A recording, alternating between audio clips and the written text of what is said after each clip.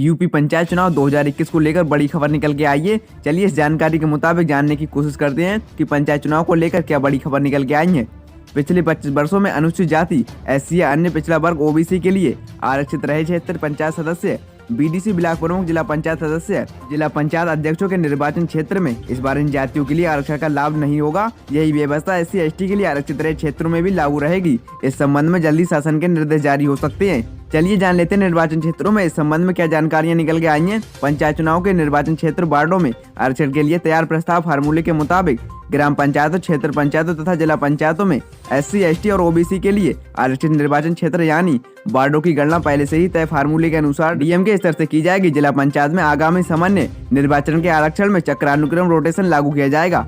चलिए अब जान लेते हैं अध्यक्ष और ब्लॉक प्रमुख के आरक्षण के लिए सबसे पहले किसे चुना जाएगा। तो जिला पंचायत को एसटी, एससी और ओबीसी जनसंख्या के प्रतिशत के आधार पर अवरोही क्रम में सूचीबद्ध किया जाएगा। इनमें 1995 से 2015 तक आरक्षण की स्थिति देखकर फिर से इन वर्गों के लिए आरक्षण नहीं किया जाएगा। चलिए अब जान लेते हैं वर्ष 2011 की जनगणना के अनुसार क्या मामला इसके संबंध में निकल के आया है। वर्ष 2011 की जनगणना के अनुसार प्रदेश में एससी की जनसंख्या 0.57% अर्थात जिला पंचायत में 0 पद हैं, जबकि आबादी 20.69% के अनुसार जिला पंचायत अध्यक्ष के 16 पद आरक्षित रहेंगे। ओबीसी की 27% आरक्षण है। जिला पंचायत अध्यक्ष के 20 पद पिछड़े वर्ग के लिए आरक्षित रहेंगे। 33% कुल 25 पद महिलाओं के लिए आरक्षित रहेंगे। चलिए अब जान लेते हैं कि इस बार भी ग्राम प्रधान और ग्राम पंचायत सदस्य का आरक्षण पिछले 25 वर्षों के आधार पर होगा या नए तरीके से होगा। चलिए जानने की कोशिश करते हैं। ग्राम प्रधान में ग्राम पंचायत सदस्य का आरक्षण तय करने में पिछले 25 वर्षों के आरक्षण के आधार पर नहीं बनाया जाएगा। वर्ष 2015 में जो ग्राम पंचायत जिस वर्ग के लिए आरक्षित थी उस पर उसका आरक्षण नहीं होगा। पिछले सालों के आरक्षण से आगे चक्रानुक्रम में सीट तय की जाएगी। चक्रानुक्रम की शुरुआत एसटी की महिलाओं से होती है। इस 5 राज्यों में चुनाव की तारीखों की घोषणा होने के साथ आचार संहिता हो गई है लागू। प्रदेश में चल रहे चुनावी सीजन के बीच चुनाव आयोग की घोषणा के बाद उत्तर प्रदेश में आचार संहिता लागू हो गई है। प्रदेश में 11 फरवरी से चुनाव होंगे। चुनाव की तारीखों की घोषणा के साथ ही सभी राजनीतिक दलों और उम्मीदवारों को अब इसका पालन करना होगा। चलिए जान लेते हैं ताज़ा जानकारी के साथ।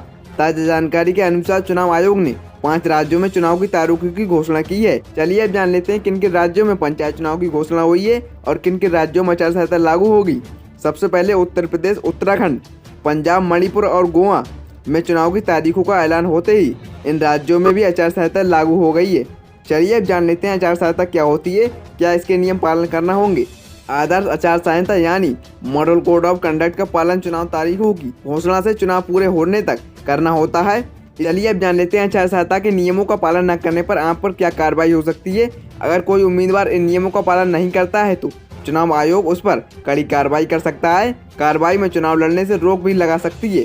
कार्रवाई में चुनाव से लड़ने से रोक से लेकर निर्वाचन रद्द किए जाने का प्रावधान है। दोषी पाए जाने पर जेल भी भेजा जा सकता है। उम्मीद है आप इस जानकारी से आचार संहिता के नियमों का पूरा पालन करेंगे। अगर जानकारी पसंद आई हो तो वीडियो को लाइक कर दें। अगर आपने अभी तक चैनल को सब्सक्राइब नहीं किया है तो चैनल को सब्सक्राइब कर लें, क्योंकि इनसे ही संबंधित जानकारी रोजाना आपके लिए हम